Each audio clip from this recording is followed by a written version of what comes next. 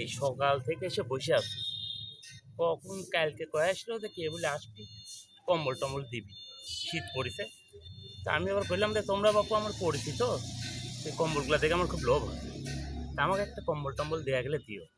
তা আমাকে করছে তোমার চেয়ারে তো বলো বলো, তোমার চেয়ারের মধ্যে তো কোনো ফকিন্নি ভাবই নাই, তোমার কম্বল দেওয়া যাবে না, আর তোমার তো টাকা পয়সা আছে।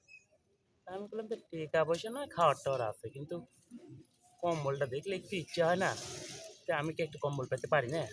তো কিছু তাহলে কাজ করো, ওই তোমাকে সামনে দিবনি, তোমার ছবি টবি লিবনি, আর ওই ধরো বিভিন্ন পত্রিকা চ্যানেলে দিয়ে দেবনি, তো তুমি একটু ওই গরিব সেজে এসো।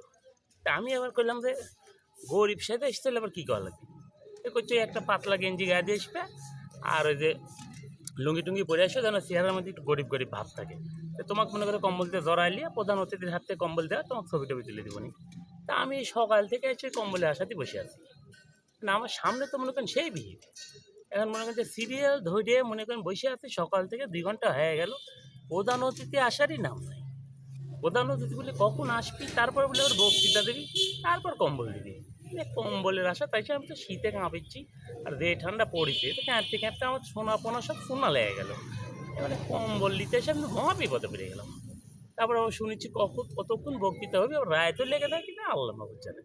কম্বল নিয়ে স্বাদ আমার মিটে গেল। এইভাবে বসে থেকে মানুষজন যে কম্বলের জন্য কি কষ্ট করে, তারপর বলে মেলাজন মিলে আবার ছবিও তুলবে, ওই এর সাথে বসে আছি, দেখি কি হয়। কোনোদিন দেখেছি, কোনোদিন তো লিইনি, জানি সুযোগ পাইলাম তো কম্বল নিতে এসে এখন দেখে তা আছে কপালে হবিনি, দেখা যাক।